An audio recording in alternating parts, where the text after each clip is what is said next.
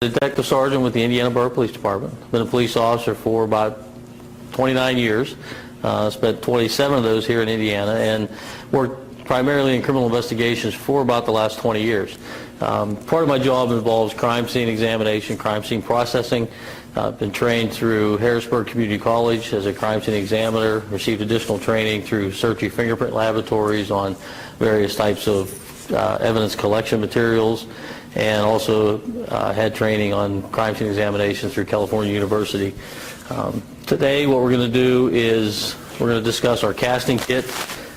We take cast impressions of a number of items of evidence that are left behind at a crime scene.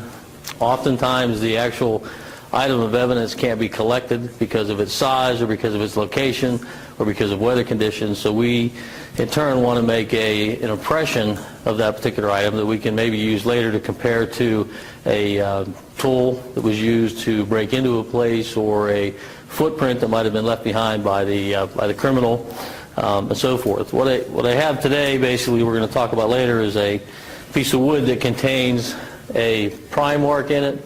This would be a very common impression that we might find on a door jamb or a windowsill where somebody may have used a pry bar or some type of tool to break open the door or the window. On the nature of the crime, if we were to go to a house and we were to find a window that was pried open and a burglary took place, it could range from several $100s possibly to $7,000. We may not be capable of actually removing the window or windowsill and taking it out as evidence, but we do want to preserve the impression that was left behind, so we're going to use some of our casting materials to make a duplicate of that impression that we could later have in evidence, that if we were to identify a suspect or a suspected tool, that we could have it matched up to by an expert in tool mark identification.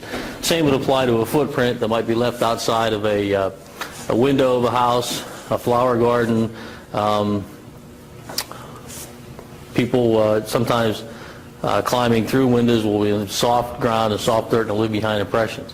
And because it's in dirt or in loose material, it's difficult to actually pick that up and collect it and preserve it in that kind of condition. So again, we would want to make a cast using some casting material to preserve that footprint that we could later possibly match to a particular shoe on a particular suspect. So we'll talk about some of the materials we have in our kit here today. This is our casting kit. We carry this in our crime scene processing vehicle. It contains most of the equipment and the necessary tools we need to make various types of cast from either the tool mark, a footprint, or a tire print impression. We first talk about small material for casting. If I was going to cast a tool mark similar to this, there's a couple of different types of materials we use, and they basically apply like a sort of a puttying effect. We use Microsil. We also use a material called Duracast. Basically, with Duracast material, it's a soft, pliable material that we'll take a quantity of that out and we'll apply a liquid hardener to that. We'll mix that material together and we'll spread it on sort of like a puttying process and allow it to sit and dry. And once it dries, it can be removed, and it should bring with it a very nice impression of the tool mark. The Microsil material works very much the same way. Basically, it is a soft, pliable material that we'll mix with a hardener agent. We'll mix that all together so it's pliable, and we'll compress that over top of the impression that we want to recover. And once it dries and hardens up, we'll be able to move that off and recover the impression. If we're looking to cast something that might be left behind in dirt or loose material, such as a footprint, we're going to use a much larger quantity of material in terms of casting. There are several of those materials available to us, everything from dental stone to pre-manufactured casting material. What I'm going to use today is a kit that comes designed to do an individual cast. Generally, it's a bag of powdered material, and it comes with the proper measurement of water. What we'll do is we'll add the water to the casting material. We'll knead that until it reaches the consistency of about a pancake batter. We don't want it to be too runny and too soft. At the same time, we don't want it to be clumpy because we want it to be able to reach into all the various areas that are left behind by the foot impression. The casting kit also contains frames, if necessary.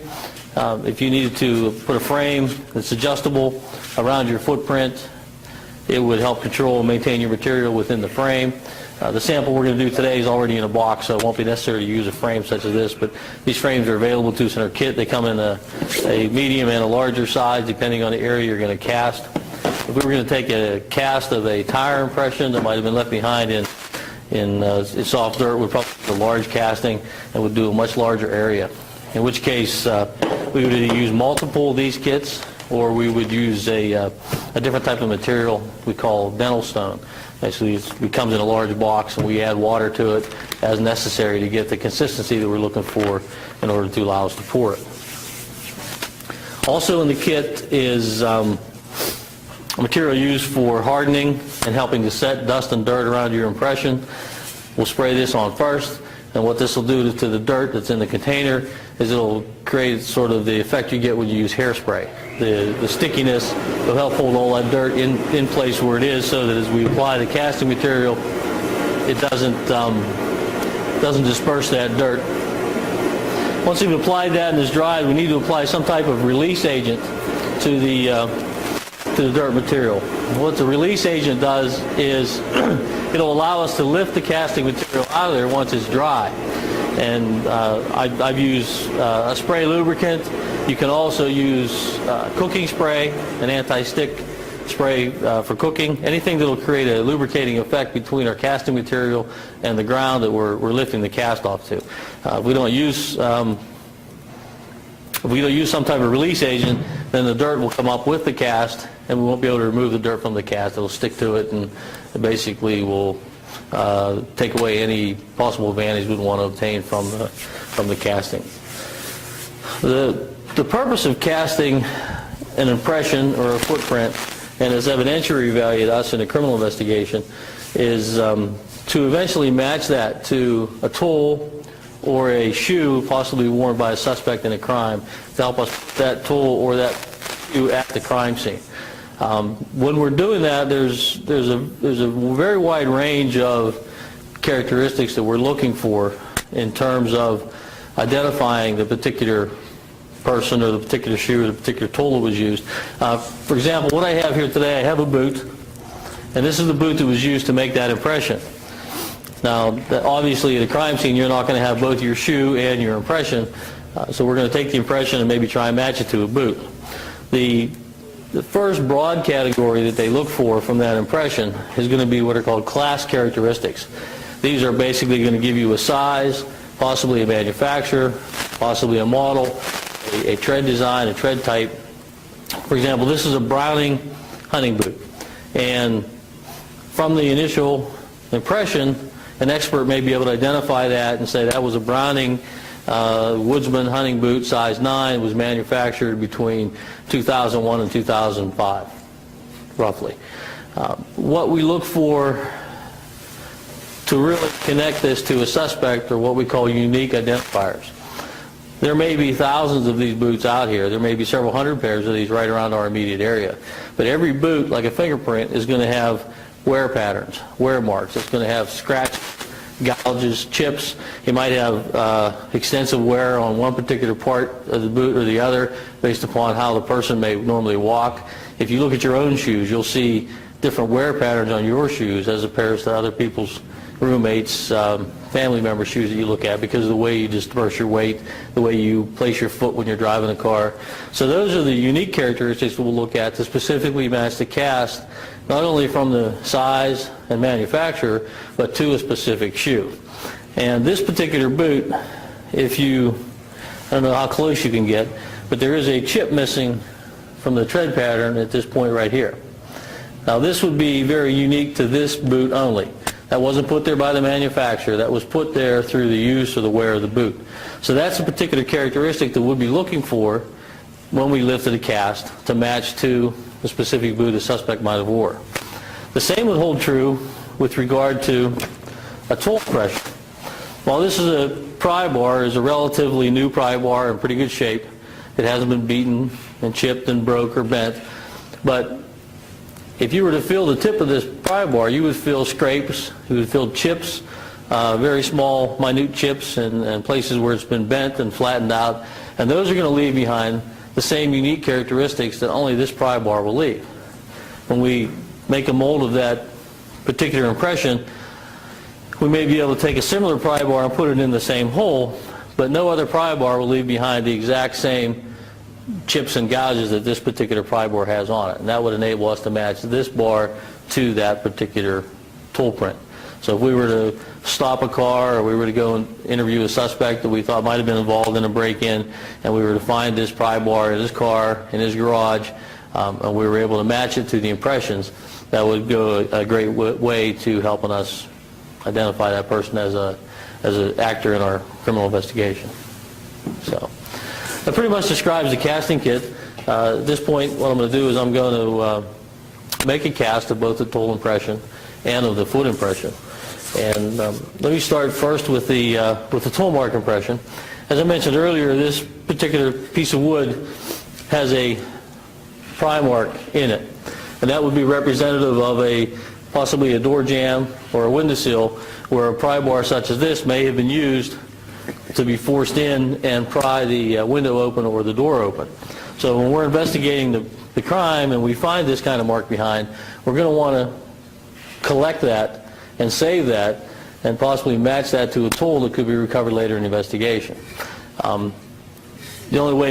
The two ways to possibly do that would be to physically remove it from the home, which in some cases is counterproductive because of the value of the crime sometimes inside. Another way would be to make a cast using some of the materials we have in the kit. So I'm going to cast that first using some of the door cell equipment. Door cast. Okay.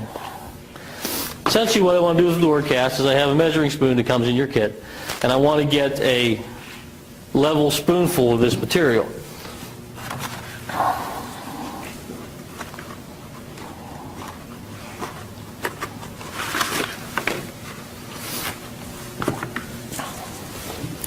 I'm going to scoop some out of here.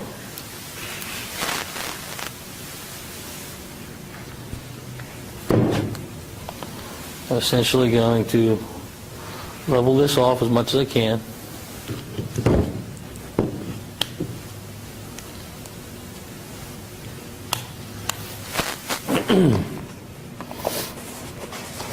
Once I've got a fairly level spoonful of the material, I'm going to take the hardener.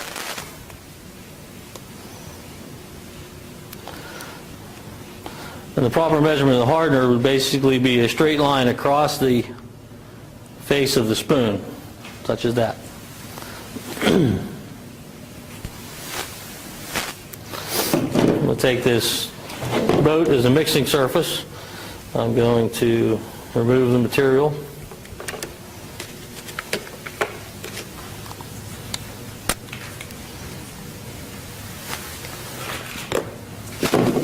At this point, we're just going to mix it until the hardener is mixed well through the putty material. So you don't really see any more amount of the blue hardener in the material. It all kind of blends in. Make sure it's thoroughly mixed all the way through it. If you don't mix it all the way through, portions of the material will harden, and other portions will stay soft and pliable and won't conform to the tool impression.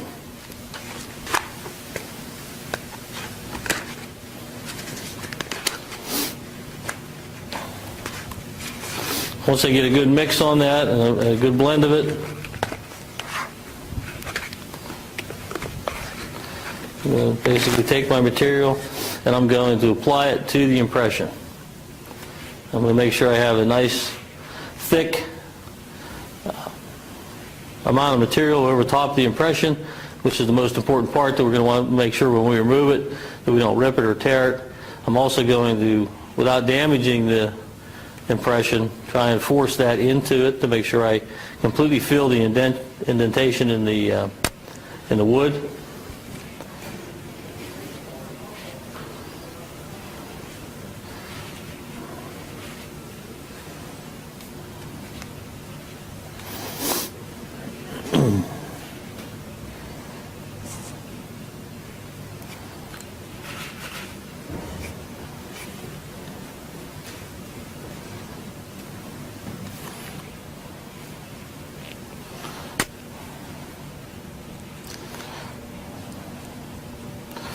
Once I've done that, we're just going to let this sit to where it'll dry, and the hardener will react with the putty, and it'll harden up. That process could take anywhere from 20 minutes to 2 to 3 hours, depending on temperature, relative humidity in the room and the area. Essentially what we're going to want to do, if this was on a house, on a door frame or window frame, we want to make sure that that's protected. Nobody's able to tamper with it, to remove the material or to damage the material until it's reached its hardness level to where we can remove it. And when we remove that, what we should have is a reverse mold of the impression that was left behind by the tool bore.